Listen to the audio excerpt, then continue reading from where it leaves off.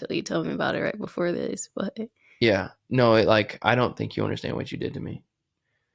And I don't think you understand the kind of empowerment you gave me as a husband and as a provider.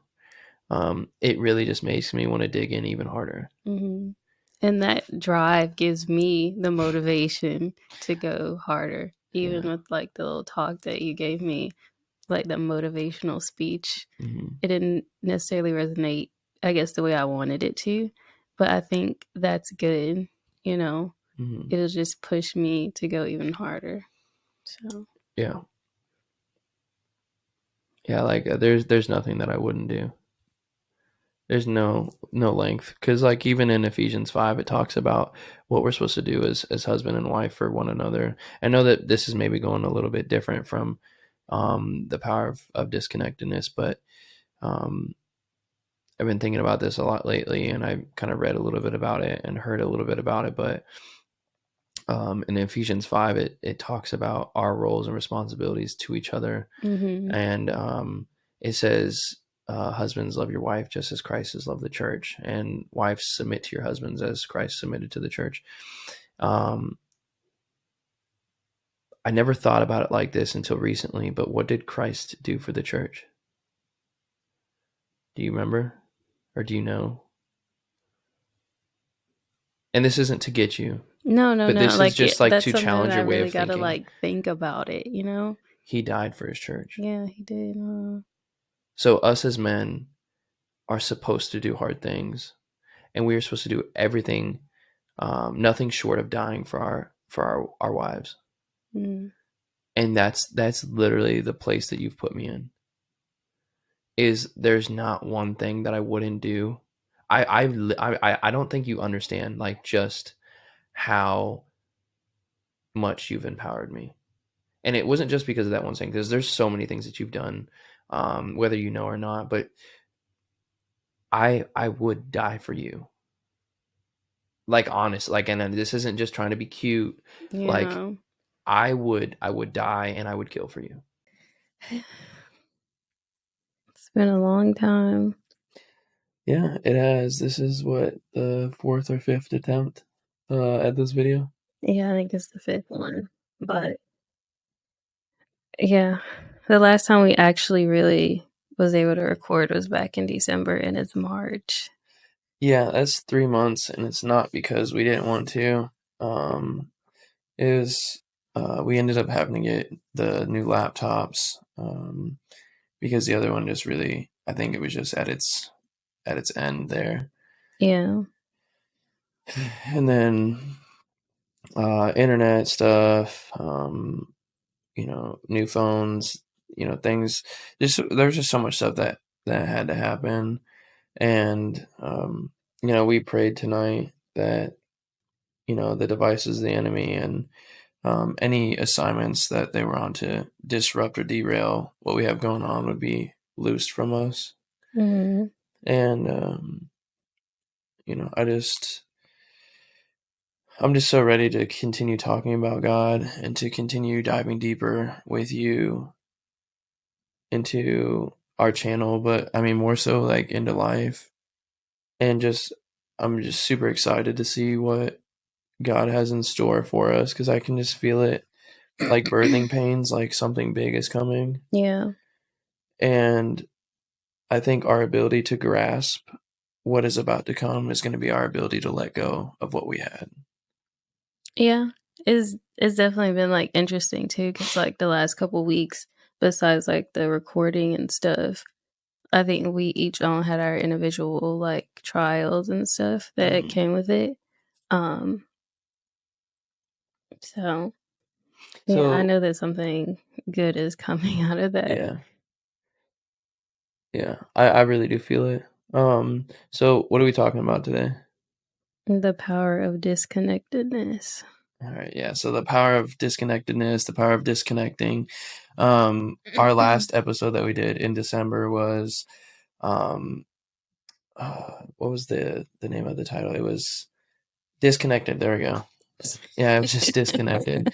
And on that one, we were talking about the issues with disconnecting from God, some of the signs, the symptoms, some Mhm. of the things that you should look for when you're getting disconnected, and then also like what it feels like to be disconnected from God. But the idea for this episode, the power of disconnecting, Mhm. came from when I was in jungle school in January. Yeah.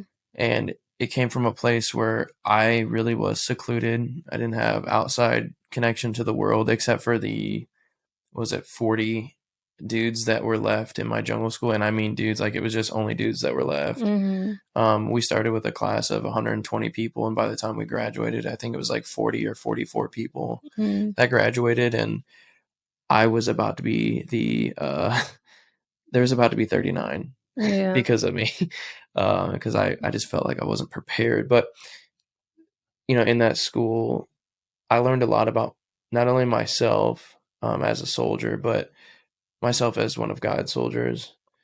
And leading up to that, uh, leading up to that school, we felt the power or the issue with being disconnected. We felt strongly in our spirits how bad it felt to be disconnected, and so it was only fitting that I went from a disconnected season into a disconnecting season Mhm. where I would disconnect from the world and eventually develop, or God would develop this episode in my life in real time. Mhm. And So what it, happened while you're in school?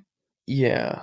So in school, I think before we talk about in school, we should talk about one of the things that is super important, which was my preparation for something that wasn't uh at, in my earthly mind wasn't guaranteed, but was already Mhm. promised to me.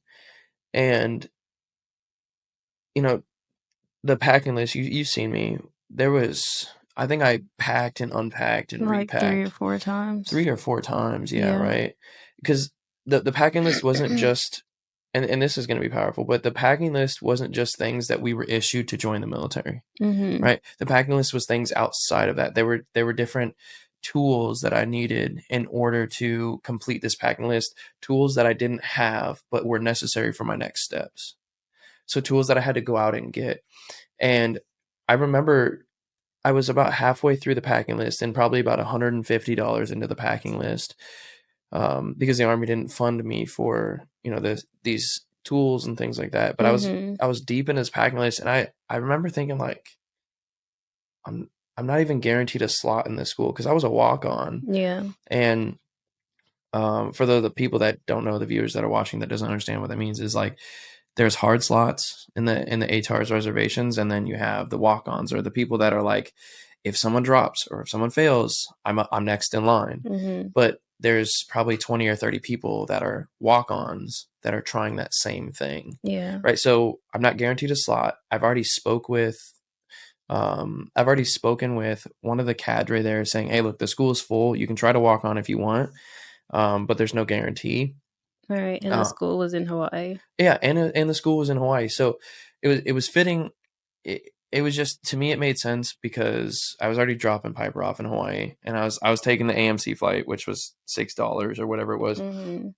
and they promised me a new school because of the best squad stuff that we did, and then some of it fell through. So I just, as a last ditch effort, just asked my chain of command, hey, like, is it cool if I go to the school? And they were like, yeah, cool. You can try to walk on, whatever else. But back to me in the middle of that surplus store, I'm sitting here, I'm like, God, like, why am I even doing this? Why am I packing this bag and I'm not even guaranteed? And he reassured me in that moment. He said, keep packing. I've already given it to you. And I was like, I couldn't believe it. He said, just keep packing as if I've already given you the slot.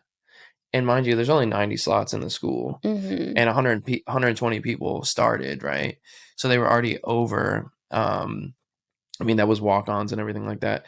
But I just chose obedience in that moment Yeah. because, like, I'm pretty sure this was on one of our paychecks that was not my favorite paycheck, right? Because we have the first and the 15th, and I'm Yeah. pretty sure it was like one of those ones like all I had left in my account was $150, Mhm. and I spent that on the last little bit of my survival gear, Mhm. and I was like, why did I do that? and then God reassured me that, um, pack as if I've already promised, or as the promise has already come true.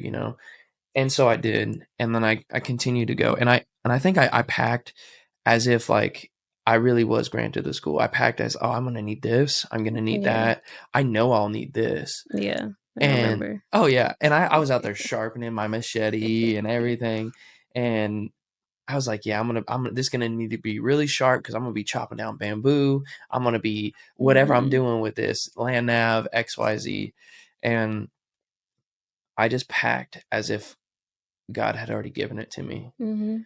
right? And um, I think for a lot of viewers, or a lot of followers, our ability to succeed is in our preparation, right? I seen this thing recently I thought was really profound, which it was, don't ask God for a hole when he's giving you a shovel, or while you're leaning on a shovel, Mhm. right? Essentially it's saying like God already blessed you with a shovel. Like it takes work. Like faith without work is dead, right? Yeah. And so that's what I'm saying, that the power of success is in the preparation, and it's blind preparation, and blind preparation is essentially just faith, Mhm. right? And um that's one of the things that, the very rudimentary things in our relationship with God is that we have faith. We're saved by through God's faith, as it was. We're saved through God's grace, through our faith alone.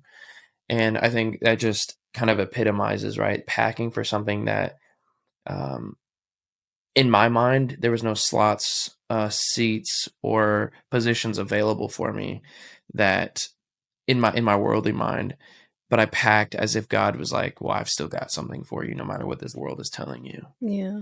right? And then even so, like when I got to, Hawaii, I was there, a couple days before the school would start, and I'm sitting in my hotel room that I charged, to my government card, because I was like, if I'm going to do this, I'm just going to do it all the way. Yeah. And we use our government card when we're authorized to travel, and at that point, travel hadn't been authorized yet. um and so I charged on the room, and I was like, dang, if this school doesn't go through, I have to pay for this out of my own pocket. And I just spent my last 150, and this room's 200. So I don't know what's going on. But I was on a run, because I was like prepping myself. I had been on leave. Well, we had been on leave for, Like almost a month. You yeah, had a little bit longer than I did, but yeah, because I had to extend so that way I could go to the school in order for yeah. them to allow me to walk on.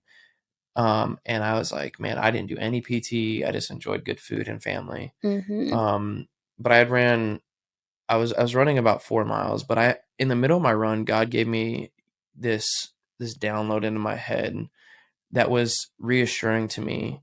He said that, right now in the kingdom, there's like spirits of dissolution, and,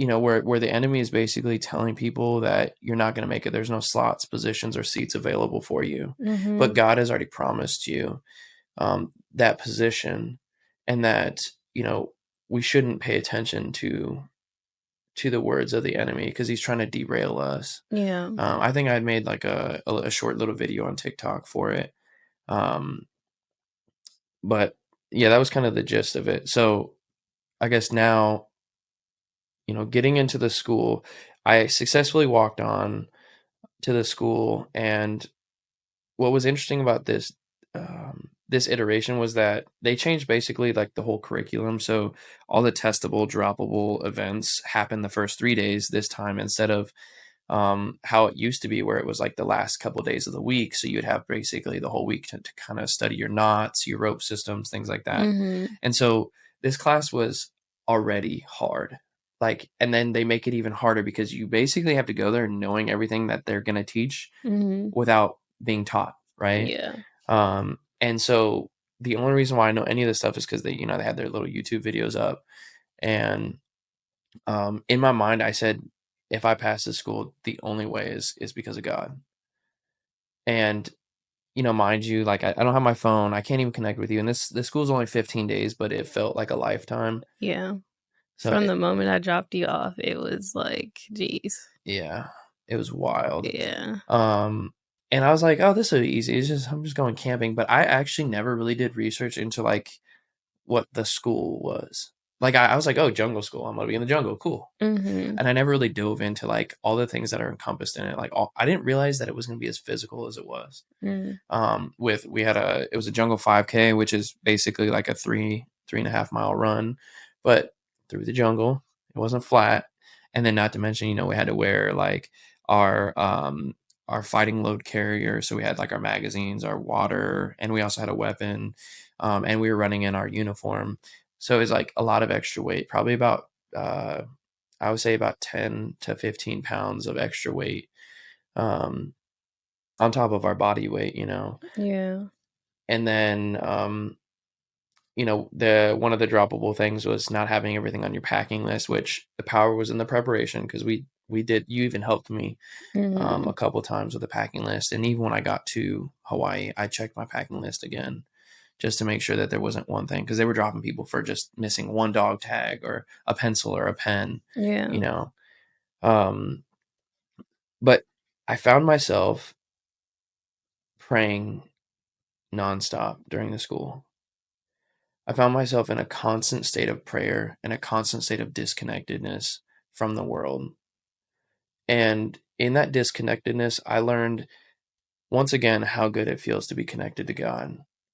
And there was one time in particular that I was like, I'm gonna fail.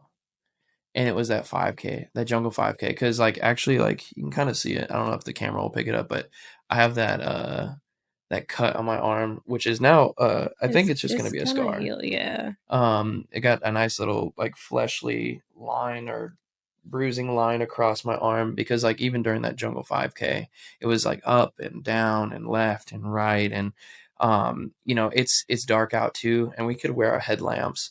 But you've got 90 to 95 dudes running down the same strip and there was one point where I was going downhill and I caught my legs on something and both of them locked up and I fell down and I like slid down the hill, and then Yeah. I was like, I didn't even realize I had cut myself as bad as I did.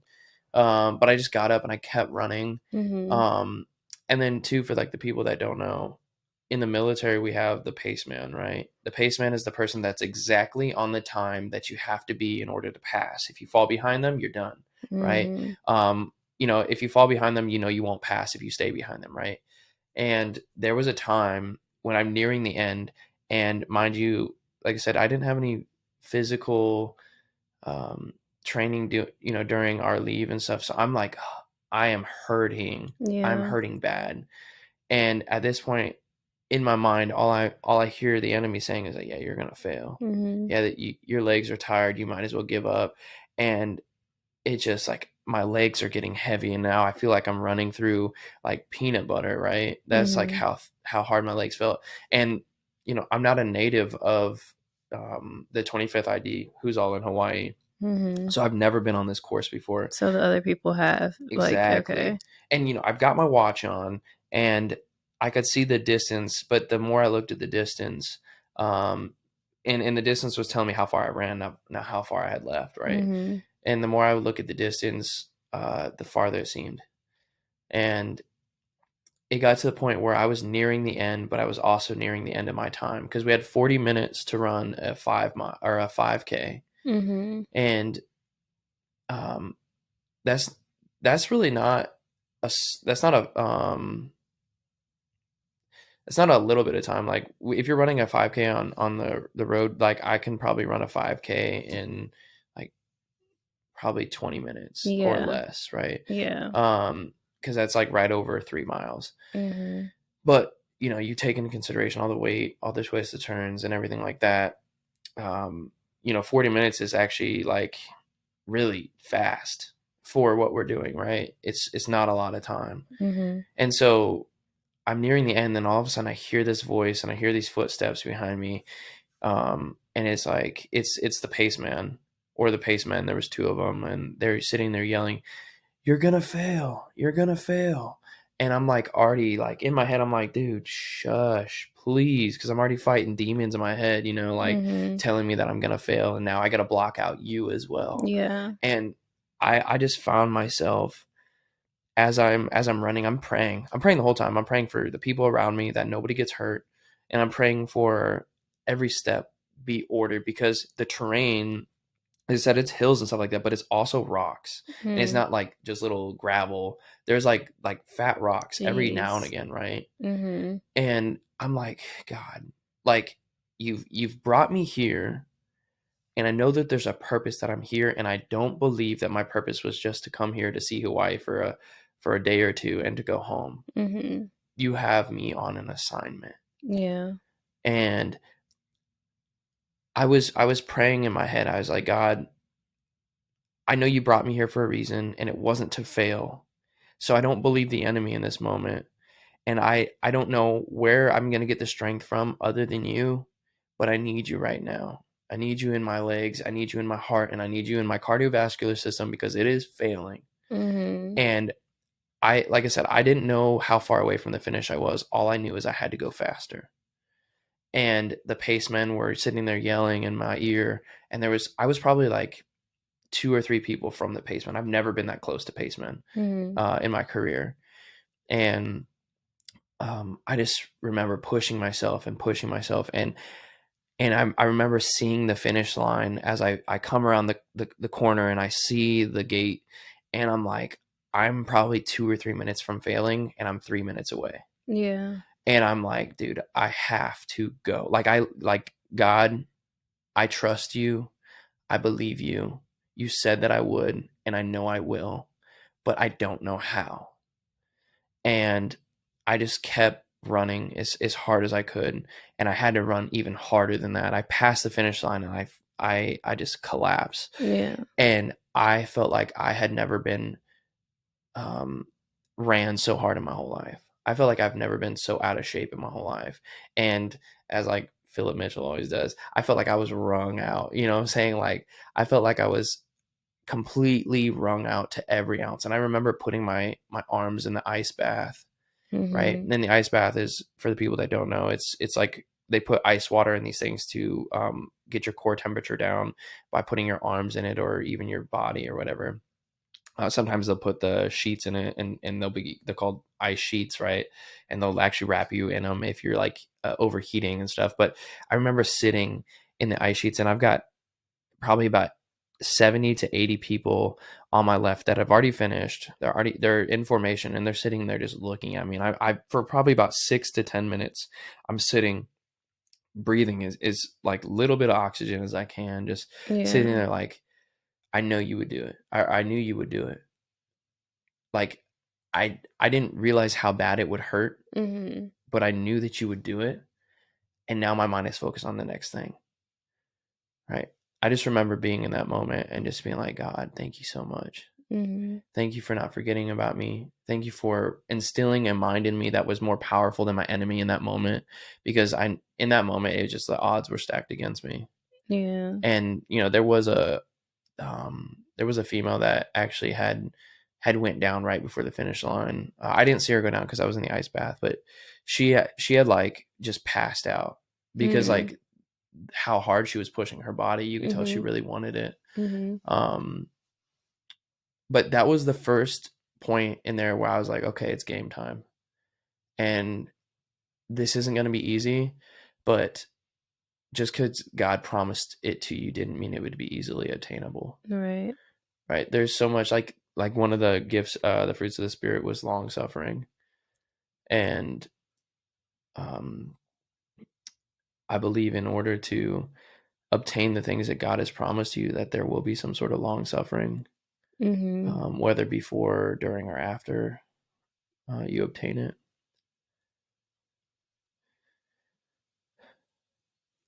You okay? Yeah, it was a lot. I mean, there was just so many points in that school where like how we talked about in previous episodes in our "You're Not the Same" with the subconscious ministry, that I was doing that, and Mhm. I'm so glad I brought that up. Um, there was a point in there, I would literally like, and I would voice this, I would be vocal about it. So this wasn't only subconscious, but this was like actually verbal ministry to people, and basically testifying that, like, I'm only here because God, right? Mhm. Um, so like it hurts, but God. It is hard, but God. That was like my response, right? And I remember like telling people like as I joined the formation after that run, I remember telling those people that like because they're actually sitting there, they're standing up and they're perfectly fine. Like their Mhm. lungs are good and they're not breathing. I'm sitting like laid out Mhm. and they're looking at me like, "Are you okay?" And I said, "Yeah, I'm so good." Like God is the reason why I passed that run. I was probably a minute and a half to 2 minutes from failing that run, but God. And so I would tell everybody that asked why I was there or how I got there, it was God. Mhm. Um, and I think talking on the subconscious ministry part. So we did land nav there, and the land navigation. Um, what they told me the day before the course, the actual course, because we did practice course too, was that this land navigation course is the hardest land navigation course in the United States for the Army, at least. And I was like, I already have a love hate relationship with land navigation. Yeah. Like, I know how to do it, um, but it doesn't always work out the way I want it to. And not to mention, the terrain that we're on in this course is like some of it's like straight down into these things called gulches. And it's not like straight down and open. It's straight down trees, bushes, like thick vegetation. Like it is messy and it's muddy, Mhm. right? Because the climate there.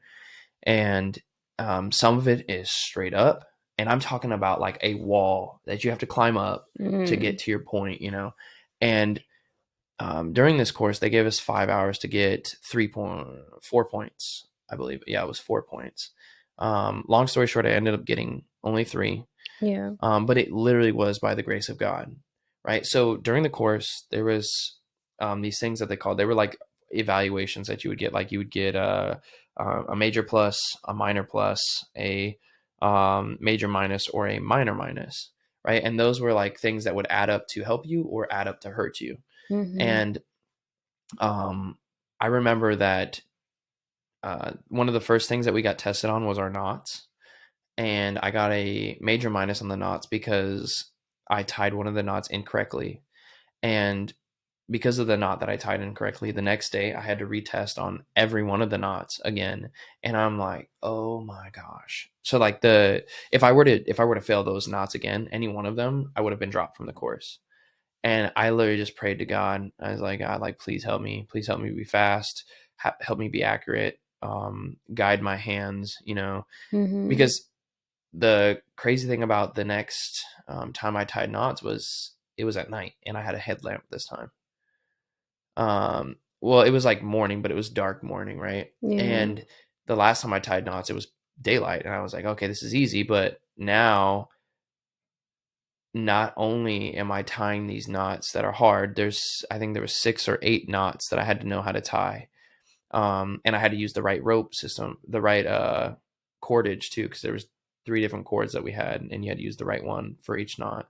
Mhm. Um, but it's at night, right? There's no light out, and I'm using a headlamp, a red lens, right? Mhm. Or maybe I was using a white lens, but either way, so it was already hard. And so I already had one major minus, right? And I knew that I had land navigation and I had the rope systems. Rope systems, never tied them ever. That's where they give you 150 feet of rope, and you have to tie like there was a one rope bridge, which allows you to um, transverse or circumvent going through the water on a water crossing for you and your team.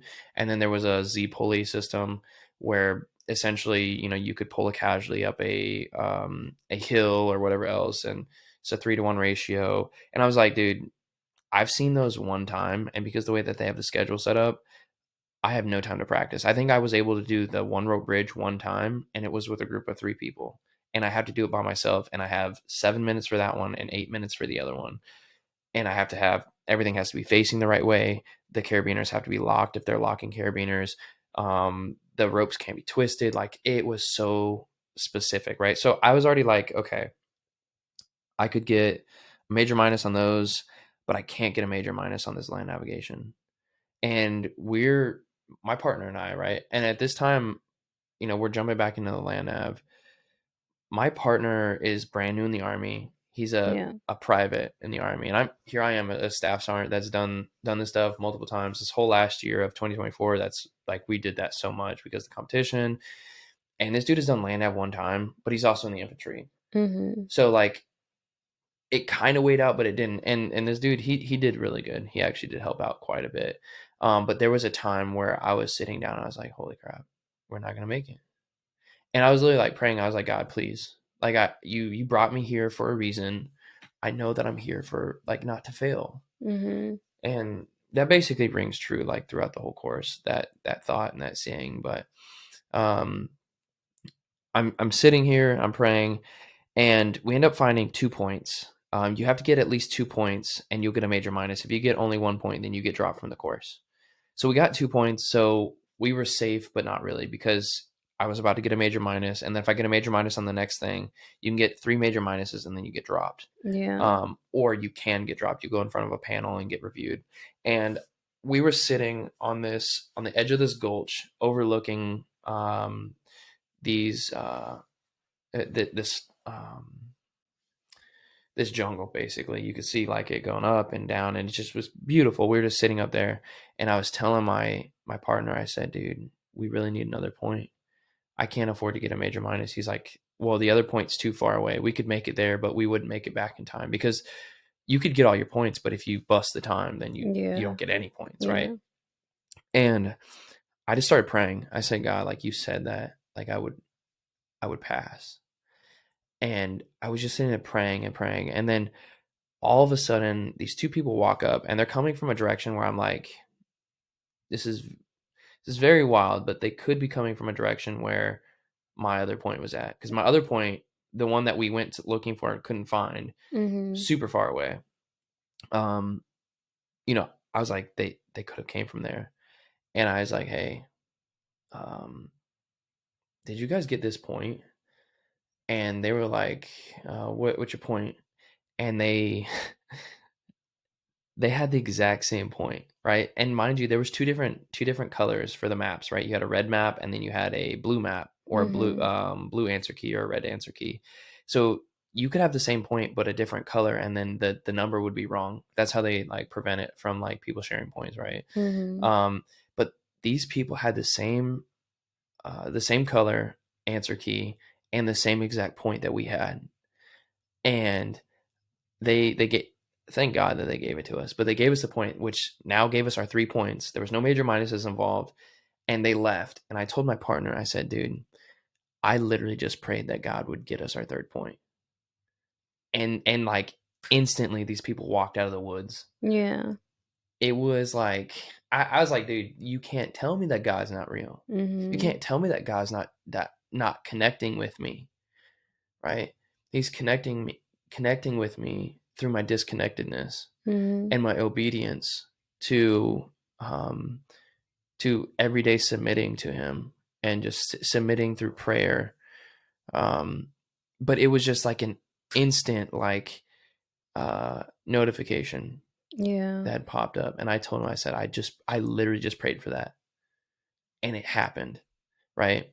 What's so important and what I thought was so cool about this was I was ministering to this dude and didn't even know I was ministering to this dude, Mhm. because later in the course, this dude, out of whatever, maybe it was 65 at the time, or whatever, 65 dudes, he came to me because he said I would be the most likely person to have a Bible, Mhm. which I did. It was in my luggage that was actually locked away. And I feel bad, but I forgot that I even had my Bible, because I was just like so much in the hustle and bustle of everything, and only sticking to our packing list of things that we could have, while in the Lightning Academy. Um, I just forgot to even grab my Bible. And I was also so tired every day that like I didn't even think to grab it. But I was like, yeah, I do have a Bible. And he's like, can I read it?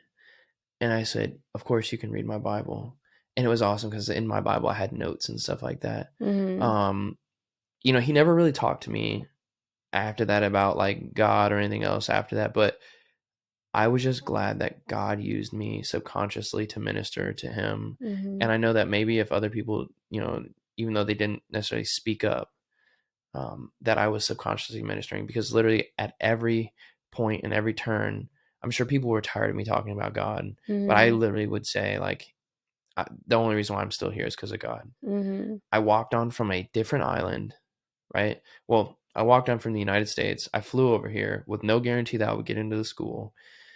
Um, Packed a packing list that cost me a big chunk of money, and I continued to make it through each checkpoint because of God. Mhm.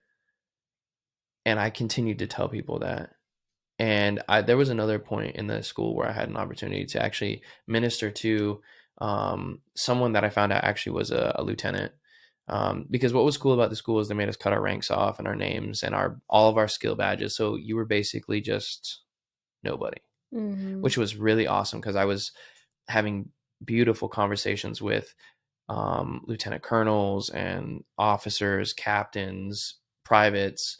It was just awesome, right? Mhm.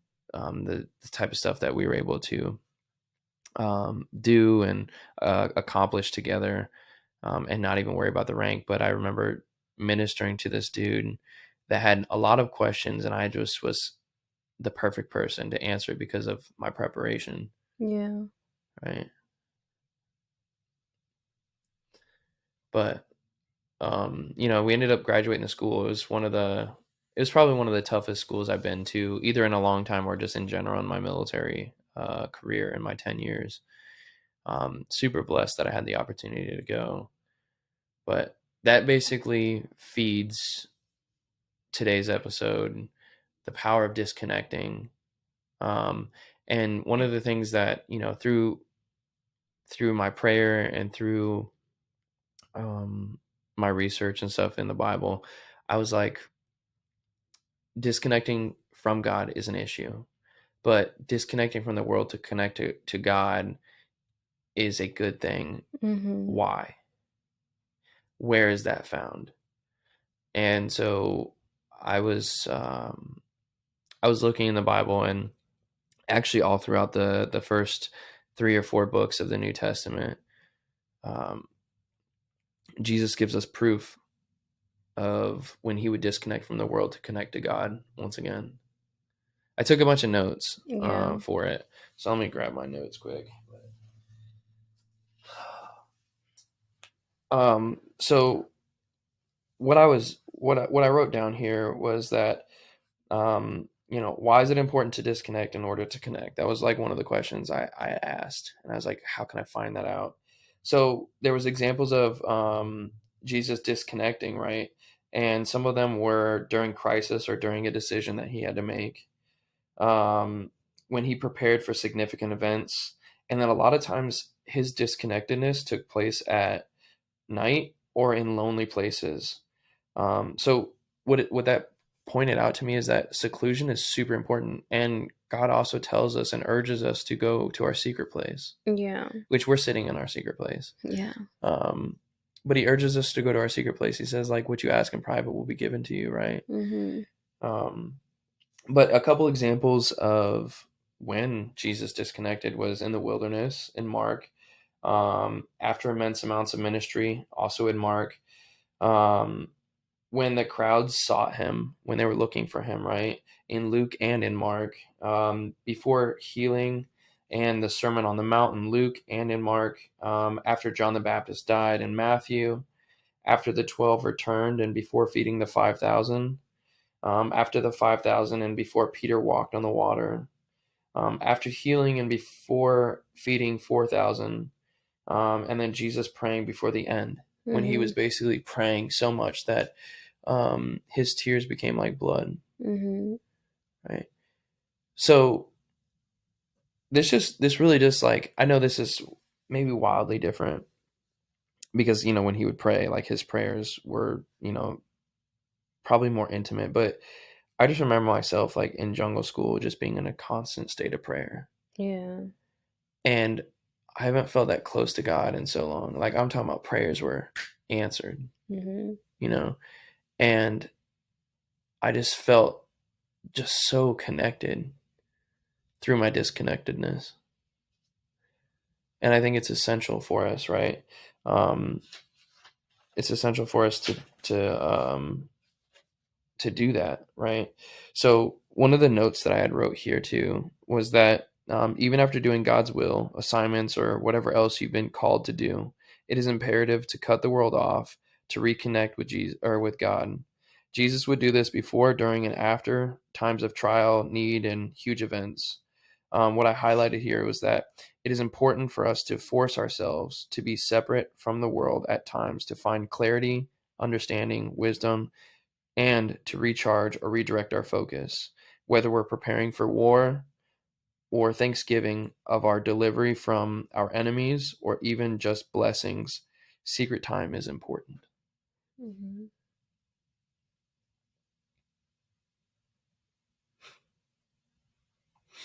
So I know, um, you know, we tried to record this episode a couple times, Yeah. and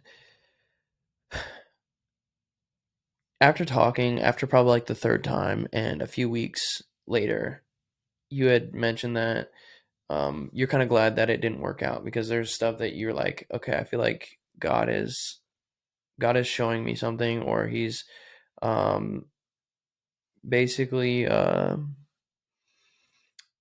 what do I say? He was basically just showing new things to you Mhm. about being disconnected, possibly. So, I mean, if you would just like kind of elaborate on. That was like a couple weeks ago. So just work wise, maybe not even just work wise, but just in general, like I just felt like I was in this place of just being alone.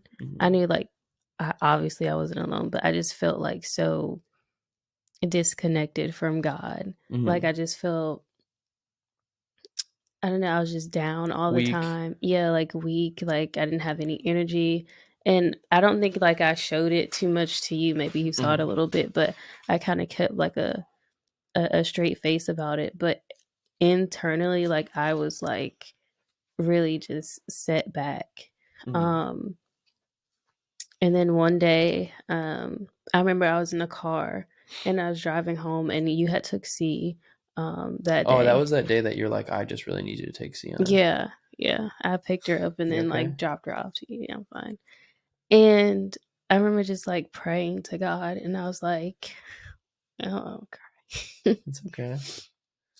um, I heard people say before, like, when you pray, you should definitely just let God know how you feel. Because a lot of times when I do Be that, honest. I always try to shelter things and just keep it like nice and sweet. But God knows like how you feel. And I told him how I felt, and I was just crying out in the car, like driving home, just like letting everything go. And then at the end, I prayed and asked like for him to just change everything. Like I'm tired of feeling down. I'm tired of feeling like alone and all the things. And literally that next day was probably like one of the best days that I had in a long time. Mm. You want to I don't walk us like that through I'm like crying. it's okay. It's okay. I mean, it's like proof that you really felt that way, and I appreciate you being vulnerable enough to um, explore those emotions with us. Yeah, And I think it's healthy. yeah. But um, could you walk us through like that next day? That because it seems like you experienced maybe total connectedness that next day, and things just started to click. I can't remember everything that happened, but it just before my days would seem like so long, like I just didn't have anyone. I just felt like alone, like nothing was going right for me, like anything. And then that next day, it's just like God just shined a light and I just had so much joy and peace. I Mm-hmm. think that was the main thing, was just like peace. Like I didn't allow things to like constantly bother me. I think one of the things that I do struggle with, or God is working me through right now, is caring what other people Mm-hmm. think. I think that was a really big thing for me, especially at work. Like, if I'm doing something right or wrong, or just lessons in general. And um, he definitely gave me peace that day, Mm-hmm. and I've been having it ever since. Um, Yeah, peace is hard to explain if you've never felt it. yeah, I've been having it ever since, and of course, like, you can't just give up there. You have to constantly pray. So that's something that I still pray about daily. Like, remove this from this feeling of loneliness or whatever I'm feeling that day, and continue to fill me with you and your presence. Yeah. So you actually, I'm so glad that you brought this up, and I knew so like this wasn't in my notes. Hmm. Psalms 32 was in my notes. 32:8. I read that this morning Come on, my boy. because And I wait. Let me see if I can guess which one you did. Was it you read 32? yeah, Was it 3 through I don't 4? remember what verses. I saw you had a note in there. I read that, and then I read like a little bit further, and I was Oh like, I'm yeah, gonna because come I'm back about to to hit it. this.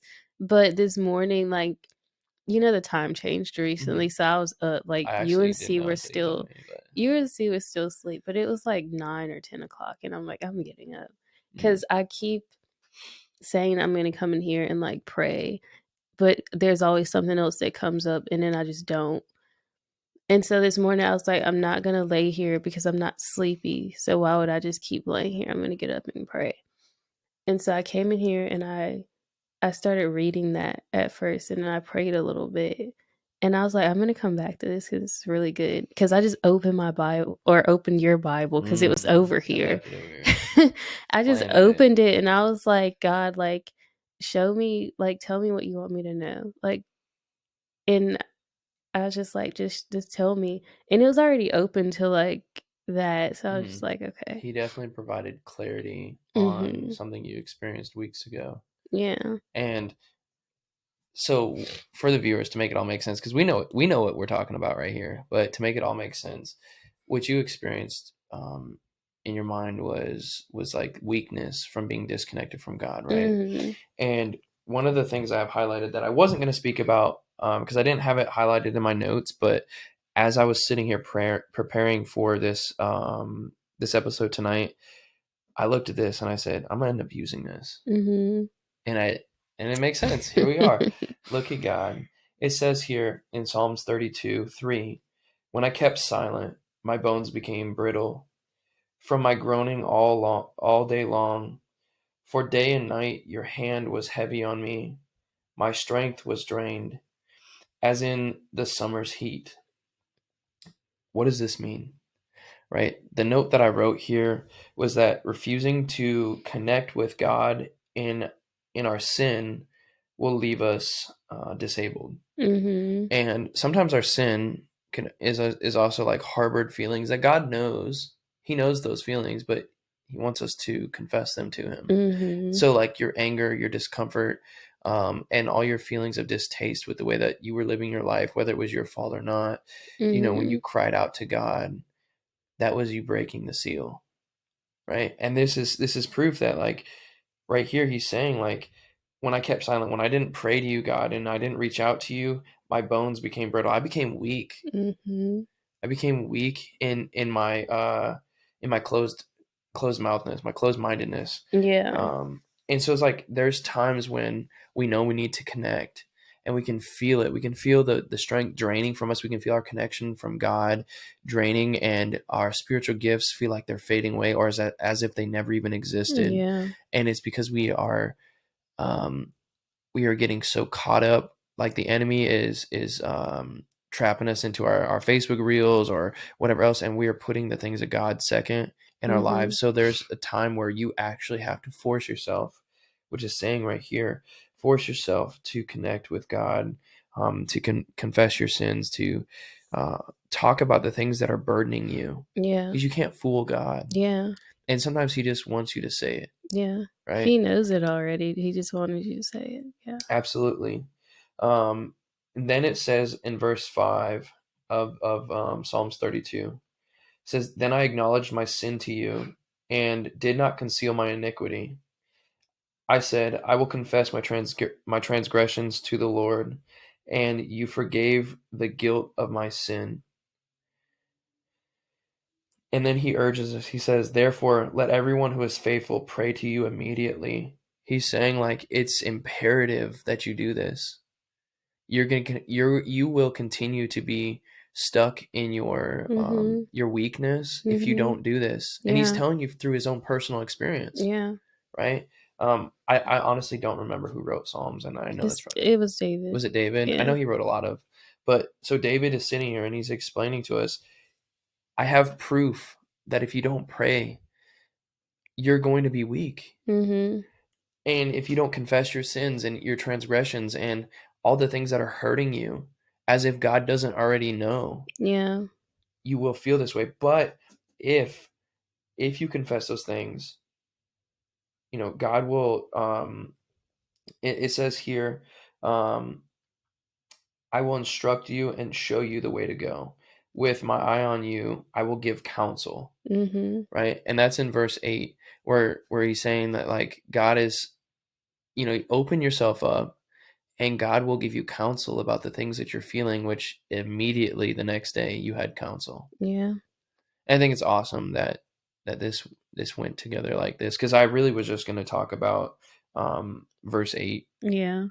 but in my heart I knew that verse 3 through 5, actually, I really only highlighted 3 and 4, but 3 through 8 basically just came through, and Mhm. it all worked out the way it was supposed to.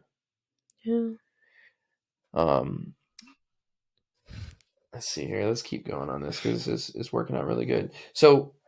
Um, so one of the times when Jesus disconnected was when he went into the wilderness, right? And that was when he was there for 40 days and 40 nights. Mhm. And one thing that happened is that the devil tempted him, right? Mhm. Tempted him to prove that basically he proved the word of God. Yeah. I don't remember exactly all the words, but I know he wanted him to throw himself off the cliff to prove that he wouldn't get hurt or something like that, right? And then, when Jesus didn't bow down, he remained he remained um, what is it called? He remained yeah, I can't think of the word. Um, Loyal. There we go. Loyal to God and His Mhm. Word.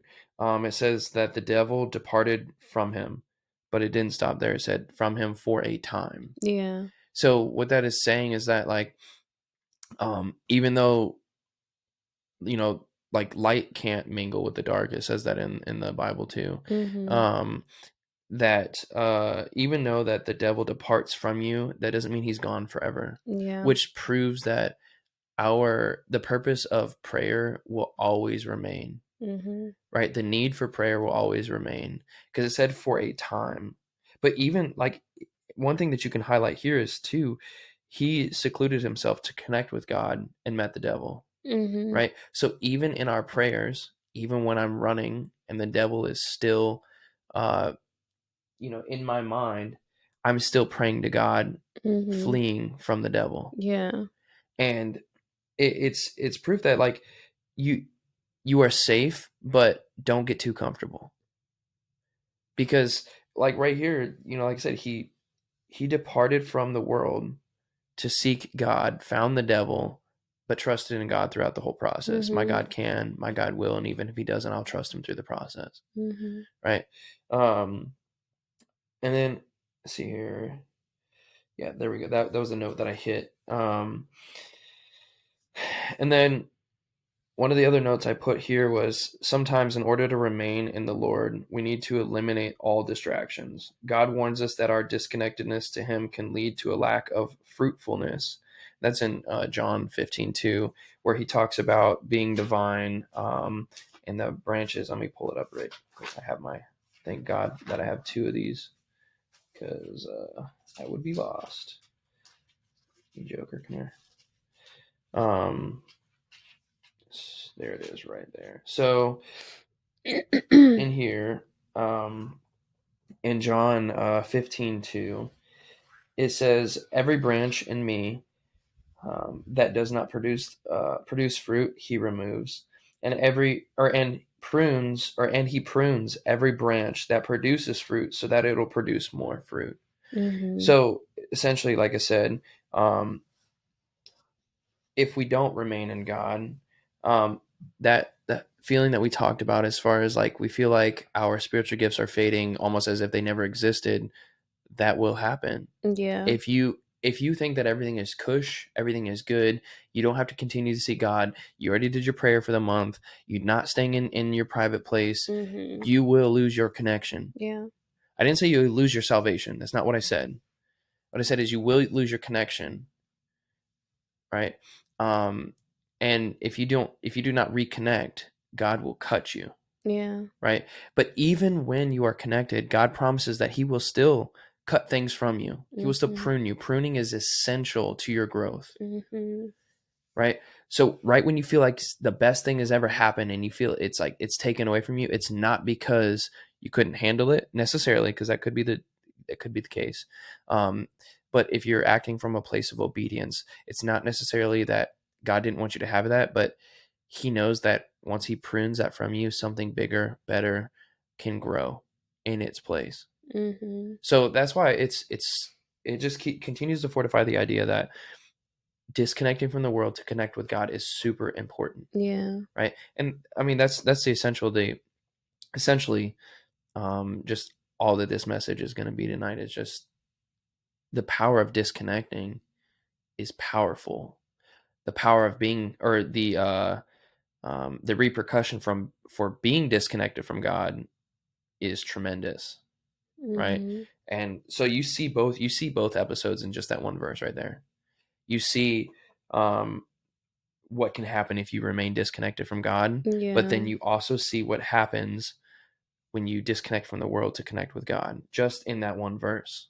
And there's Mhm. multiple other ones that I wanted to go through. Um, the next one that I hit was 15:4. Remain in me, and I will remain in you. For a branch cannot produce fruit if it is severed from the vine, and you cannot be fruitful if you do not remain in me.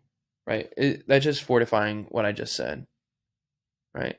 Um, you cannot expect to produce things. You can't fool God. You can fool people, but you can't fool God. You Mhm. can pretend that you're a prophet. You can pretend that you're connected. But one of the ways that I've learned and that I've seen and that we've heard from people that um, seem to be putting out a really good message um, is that you can always challenge a prophet by looking back to the word.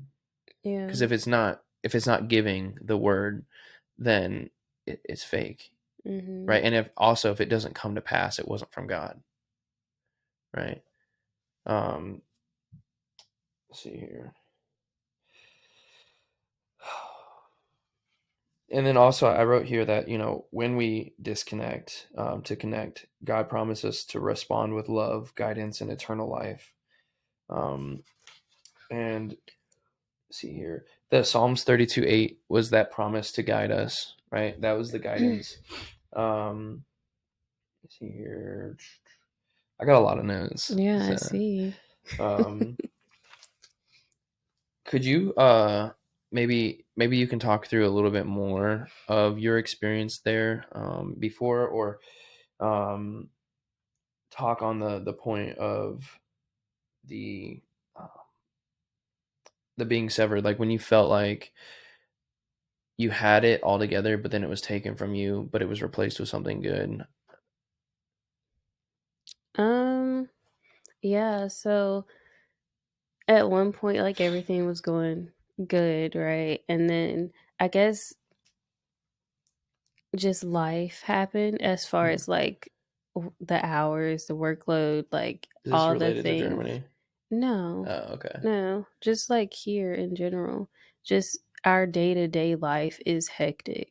And then we Yes. have like a lot of other things um, added on to our lives now.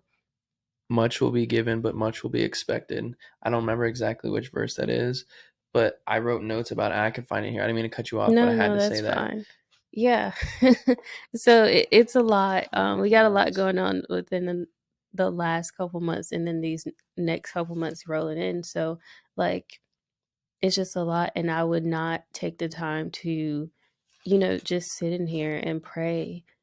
Yeah, I still worship, I still listen to music and things Mm, daily, but I wasn't actually praying like I should. So that's like how you were saying, like you have to go to your secret place or wherever that place is at the time. You have to make it work. You have to make it fit in.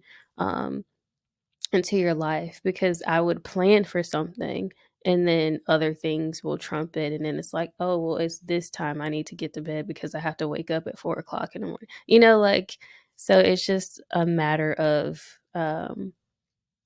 making time and being um, purposeful of that. mm, One of the things that I did recently, I think it was about 2 weeks ago now, is that I just completely signed out of all social media. yeah, I need to do Um, that too. just so that I am able to be more focused. I think that's one of the biggest things that God has, told me is like, you need to stay focused, you need to be focused. And social media was one of those things that, like we talked about before, that we would decompress. That's what we would use to decompress Hmm. Yeah, the after. social media and stuff. Just sitting Yeah. down and like we'd both sit. You'd sit on the right or I'd sit on the left, and we'd Yeah. just be like, Just scrolling. just And like doom scrolling. yeah. And from not doing it with the last couple weeks, I've seen like a huge change. Hmm. Like I'm more aware of what's going on. Yeah. And I know that you're still working on your journey with that, but I'll be like, hey, like let's do this or let's do that. But Hmm. I'm a lot more aware, and I'm glad that I did it. And I'm just gonna try to keep that up. And I can't find the. I'm like in the. I know I'm in the right area in my notes. But that was in the. I think it was you were not the same, the episode 2. We were we were kind of talking about that, I believe. But there was Hmm. a point where it talked about requirements and expectations, and basically when God gives you much, much will be expected from you, Yeah. and that's like in the like if Even though you you didn't ask for it.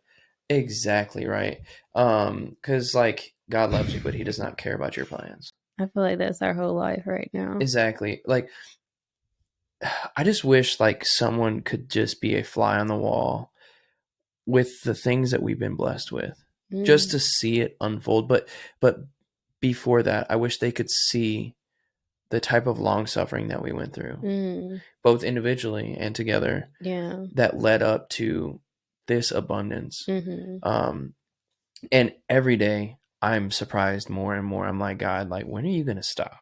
Like, Mhm. because it just, it is just so good.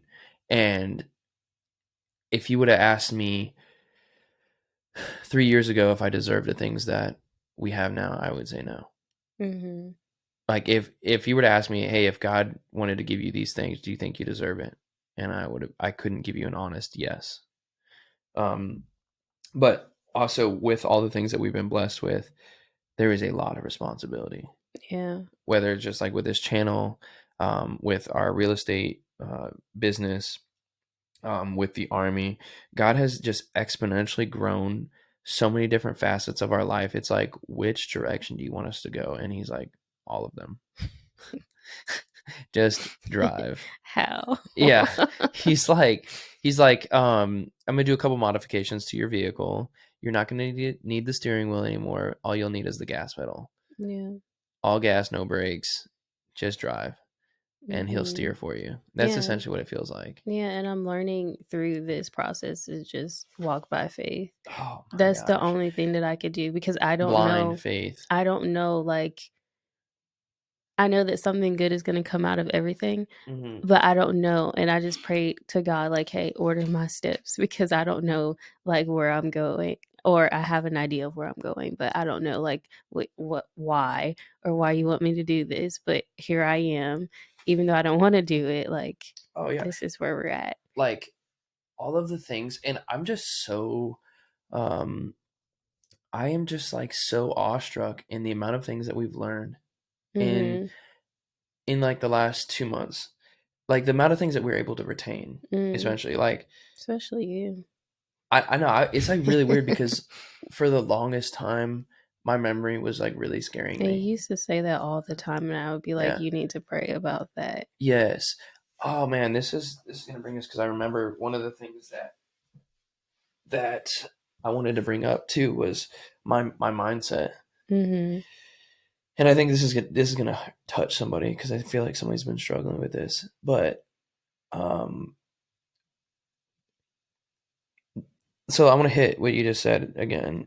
The things that you said that I've been able to retain in my mind: position of attention, rest positions while at the halt, and pretty much Audie Murphy's whole bio. Mhm. And then also like the other things that I had to study. Mhm. For the viewers that have no idea what the heck we're talking about, we're about to go to school Mhm. in April. We've got Yeah. a little bit less than We a month got left, yeah. but the things that we have to learn for that school have to be verbatim, Mhm. right? Like you can't miss one word, or you get Can't add a word, you can't add a word, you can't miss a and sentence, it's can't pretty replace a word. lengthy.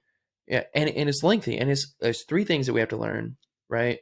Just Mhm. to get into the beginning stage of the school. There's other things like in the school that we're gonna have to memorize Yeah. word for word, but just like the amount of things that God has allowed us to um, just remember word for word, Mhm. and it it has it has just capitalized on the blessings. Like when God has something in motion, there is no taking it out of motion. Yeah. So along this last 3 months journey, jungle school, then we went to the military ball. I had got selected to be one of the color guards for it. It was a very big honor for me. I've never had the opportunity to do it. I always wanted to, but I got selected to do it. It was really Mhm. cool. And then they told me about that NCO of the month board, right? And I'm here Forgot like, about that. oh my gosh, yeah. And I was just glad that you brought up what you did because it reminded me of this. But it's 6 o'clock at night. I'm going to a real estate investment meeting with one of my colleagues, Freddie, and I get a phone call from my platoon leadership that said, "Hey, um, can you go to a NCO of the month board tomorrow?" Which, for the people that don't know, it's basically like where a panel of judges, usually E7 and above, typically sergeant majors and first sergeants, sit there and they ask you questions about anything, Yeah. right, in the Army. Mhm. Usually there's an MOI, and you usually get it about a month early to study to be somewhat competitive. Yeah. And they asked me the night before, they said, "Hey, tomorrow, can you go do this board?" And I just said, "Sure." And this is going to tap into um, the power of yes, and like the destruction of no. But that's like my mindset on the thing. So I just said yes. I haven't done a board in probably like 6 or 7 months. And I haven't studied, I knew some of these topics because like I'd done a lot with them, but this was the first time I went to this board and I was sitting outside the board and I was like starting to get a little nervous, which like I normally do. And nervousness is good for the most part sometimes. But I sat there and I just said, God, like, just take my anxiety. I mean, I know what I know. I Yeah. can't force myself to learn anything different, but I trust you. I trust you Yeah. brought me through this, right? You brought me here for a reason. I went into that board and I answered every question right. Yep. I've never done that. Yeah, I got a text message in the middle of you doing your board about it. Yeah, one of the judges was Yeah, one of she your was like, "Your NCOs. husband, I didn't know he was coming. He's killing it in here." And I was like, "Yeah, And that's and good." before I went in the board, I said, God, just like I trust you. And then I took a Yeah. nap. Like I literally just let all my worries go. Mhm.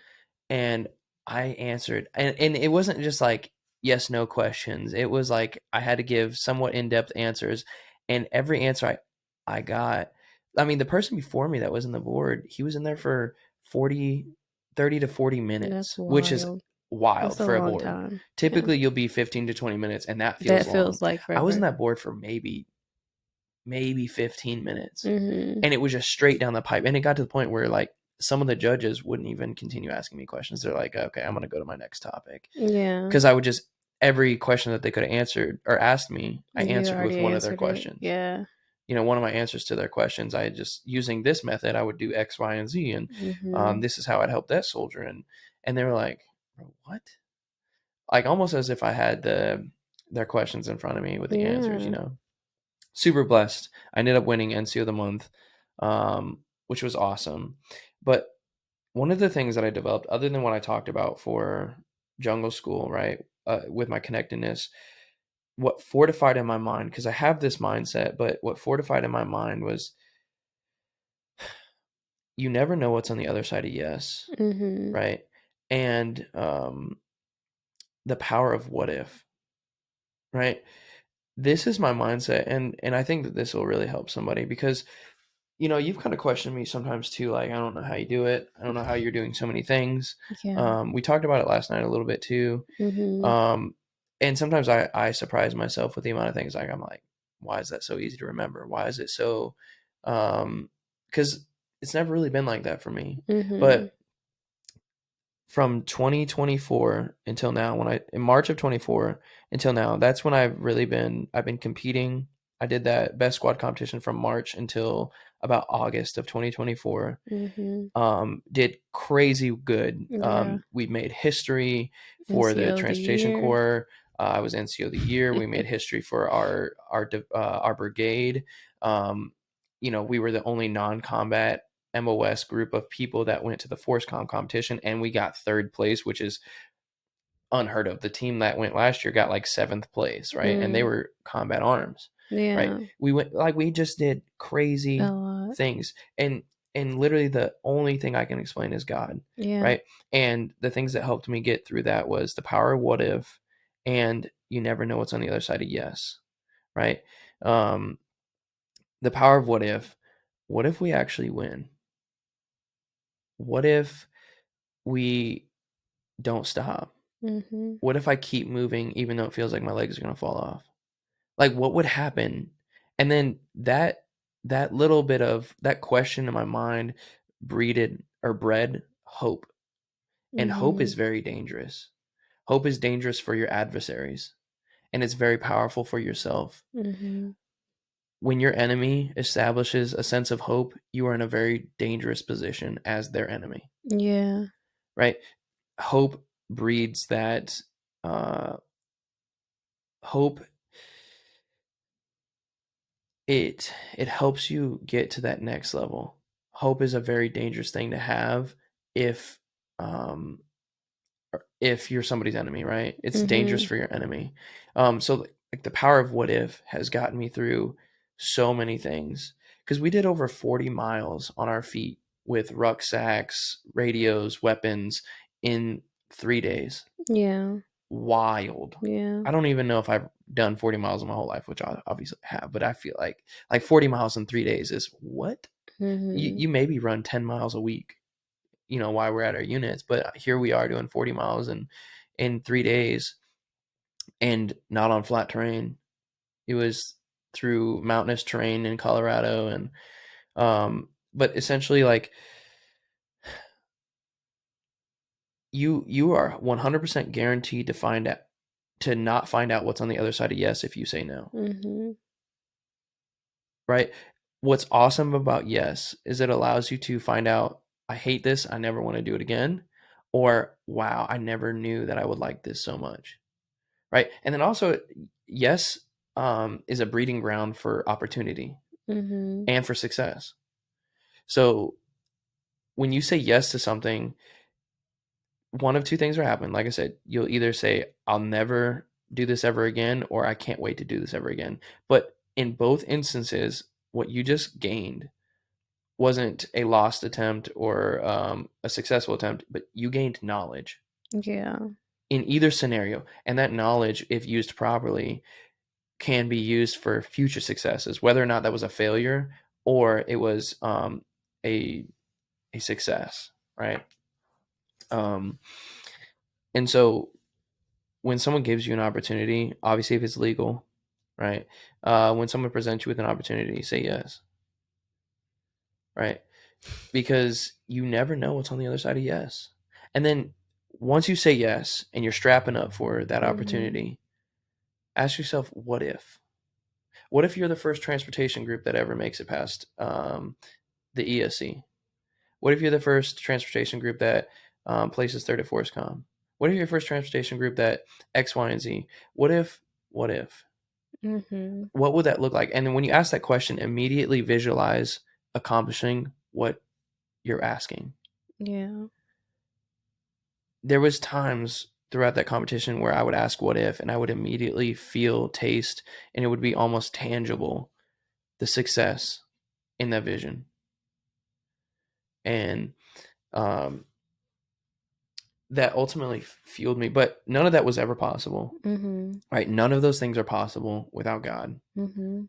right? This may be motivational to somebody, but I need to, the disclaimer is that like none of those things are possible. None of the opportunities, none of the celebrations that you can receive from winning are possible without God's grace, Mhm. and they can't be done outside of His will for your life, Right. right? Um, but yeah, those were some of the big things that really transitioned my mindset and has given me such an unmatched power in my brain to where I feel like I can do anything with, like I said, God's guidance, His Mhm. grace, and His mercy in my life, and inside the will of Him for my life. But those two things, the power of what if, and you never know what's on the other side of yes. Yeah. So I just urge, whoever this is touching or reaching, that like, if you've been presented with an opportunity, say yes. And then And ask put your yourself, what faith if in you God. actually don't say yes lightly. Say yes and actually do it. Yeah. Right? Don't be timid, because just as I described in the beginning of this episode, that um, I prepared for jungle school as if it was already given to me. I didn't. I didn't do it halfway because I was like, it's not guaranteed. Just as God brought me to it, He was going to Mhm. bring me through it. Mhm. You have to be that sure when you say yes, which obviously requires everything else that we talked about in this episode: prayer and intimate time with God to Yeah. understand whether or not He brought that to you. Because there is a very small disclaimer too that I need to make, that maybe not so small. Sometimes the enemy's plan for your life is disguised as an opportunity. Mhm.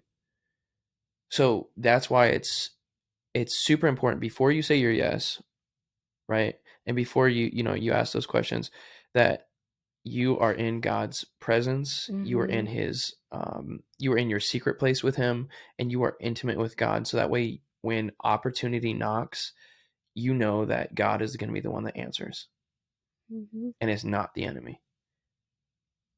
Because not everything that is good for you, Right. and not everything that glitters is gold, right?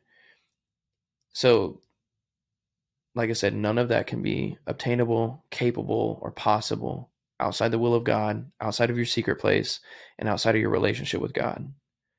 But in those three things, inside your relationship, your secret place, and the will of God, nothing is impossible.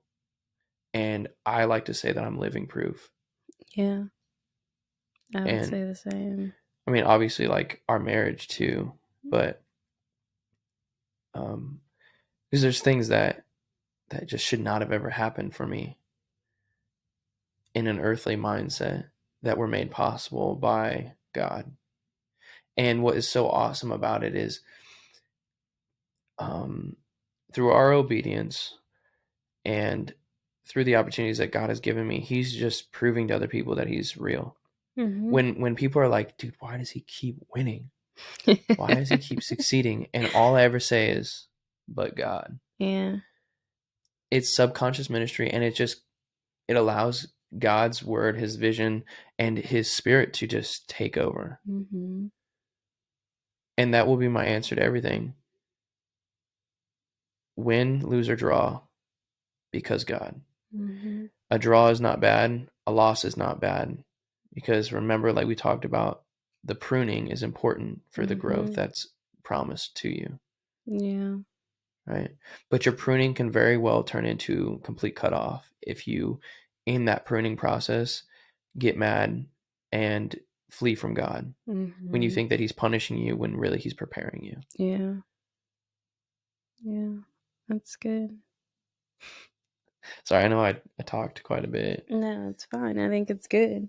I think it was for me and for, a lot of people.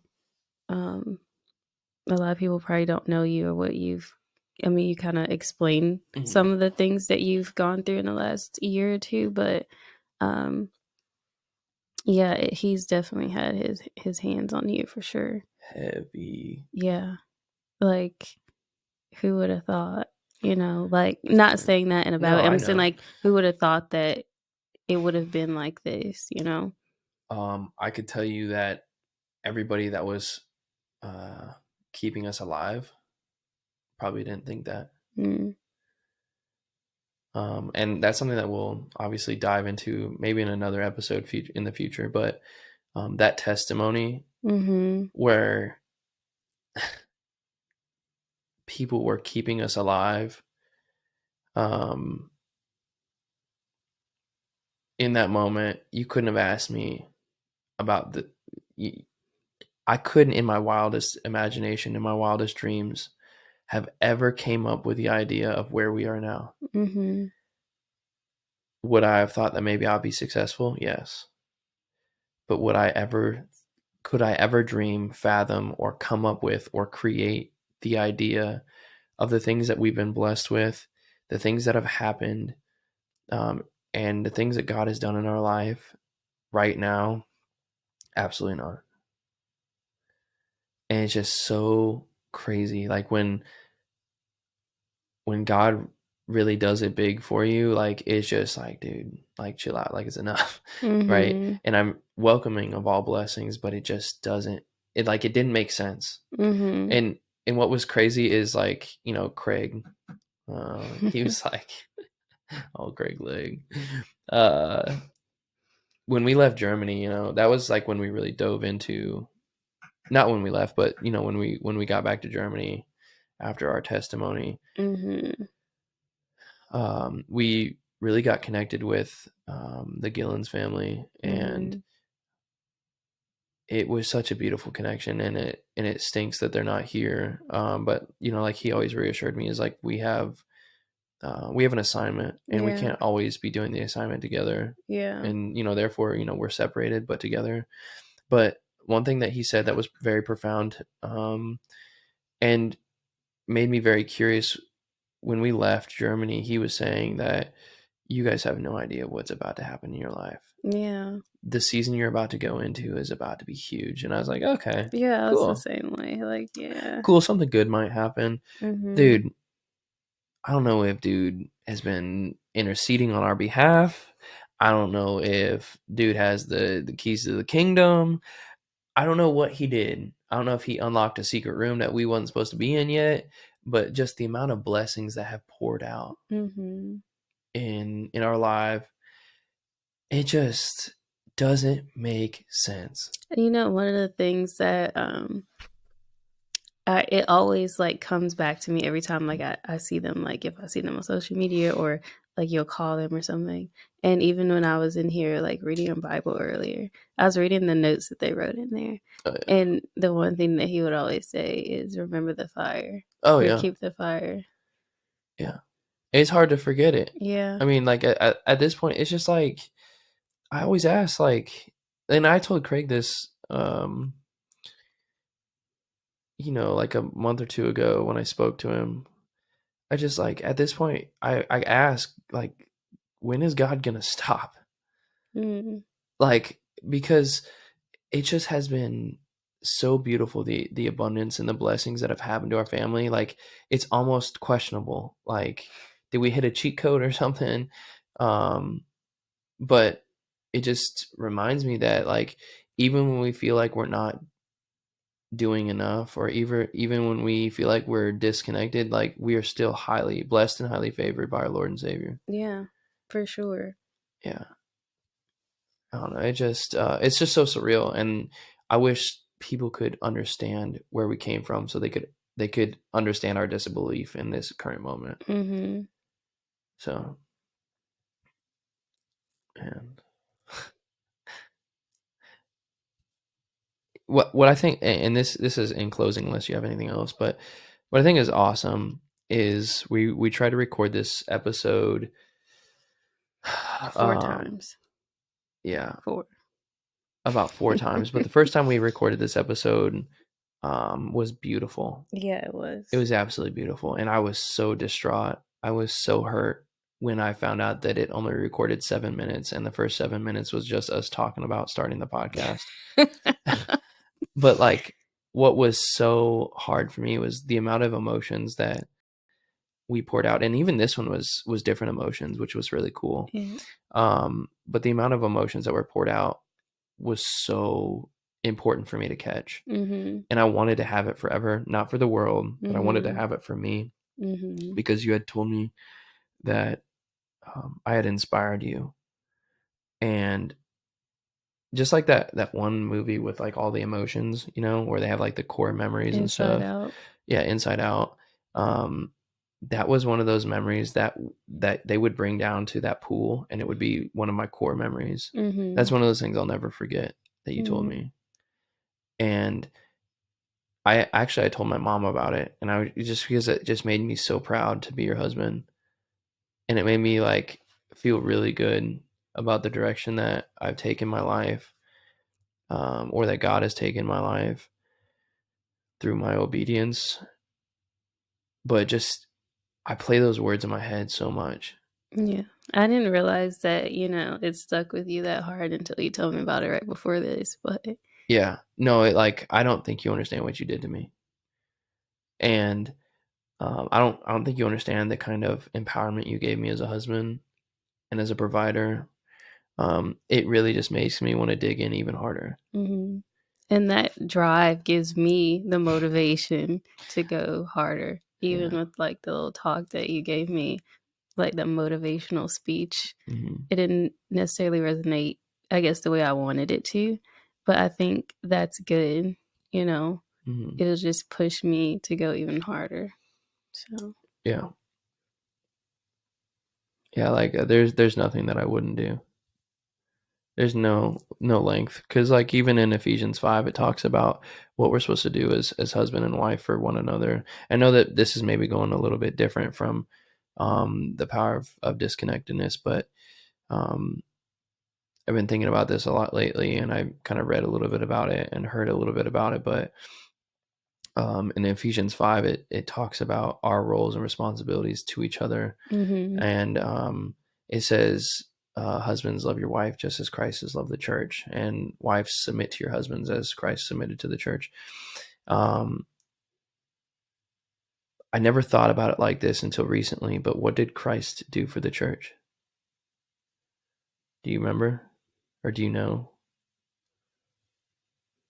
And this isn't to get you, no, no, but no, this is like, just like that's to something that challenge I your way really of gotta, thinking. like, think about it, you know? He died for his church. Yeah, he did, So us as men are supposed to do hard things, and we are supposed to do everything, nothing short of dying for our wives.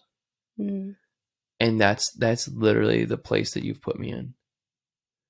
Is there's not one thing that I wouldn't do. I don't think you understand like just how much you've empowered me. And it wasn't just because of that one thing, because there's so many things that you've done, whether you know or not. But I would die for you. Like honest, like, and then this isn't just trying to be cute. Like yeah, I would die and I would kill for you. Right? I would do everything I could to protect you, just as Christ protected his church and continues to protect his church through his living word, um, and his church being the people, right? But literally, I would do anything for you. There's not one thing that I would. I don't think that I don't think there's anything off limits. Like I'm scared because of the amount of love I have for you. It scares me, yeah, but it also empowers me. No matter how big or how small the problem, the issue, or the person, I will be there, you know? mm, So I know it wasn't necessarily, I don't know, I don't believe it was supposed to go this way, but God has his plan. And yeah, whether this is for you and me, or if this is for somebody else Mhm. as an example of what they should be looking for in their current marriage or their next. Yeah. Yeah. That's truly like how I feel about you. So I'm speechless. Not saying nice. that to be funny, like seriously. Yeah. It's real feelings. Yeah. And I've never felt like this for anybody. Sorry, mom. I love you though.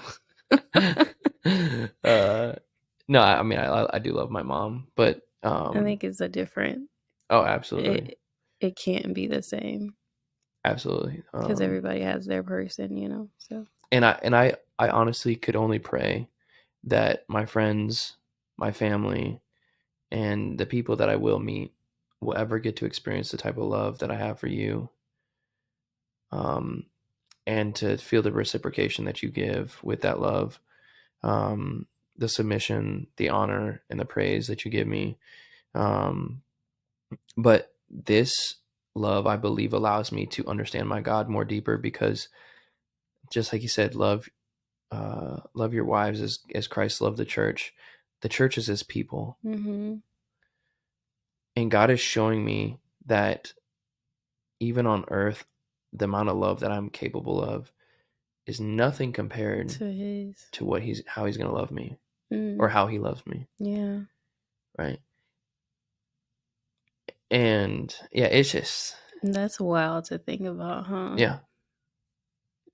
Yeah. Like it's no funny stuff. It's no mushy stuff. It's no just trying to sell a Bible to somebody. It's like I used to not believe that you could love somebody this much. I Mm. used to not believe that you could be loved by somebody this much, especially God.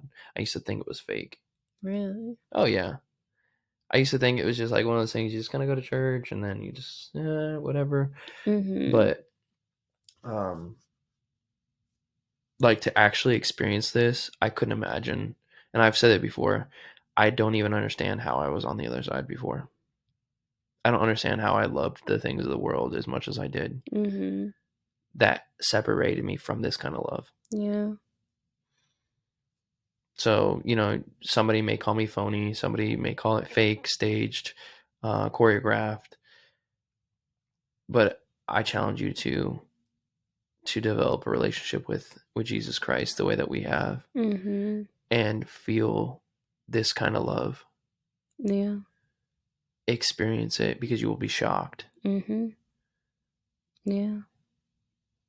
And the way to do that is through prayer Yeah. and reading his word. And fasting. Mhm. Fasting is a must. Yeah. It is a non-negotiable because it says when you fast, implementing or implying that there is a time that you're supposed to do it Mhm. and that it's a non-negotiable. It's implied that you will be doing it. So I think we need to we need to pop off here before we start doing another episode of something To else. be So continued.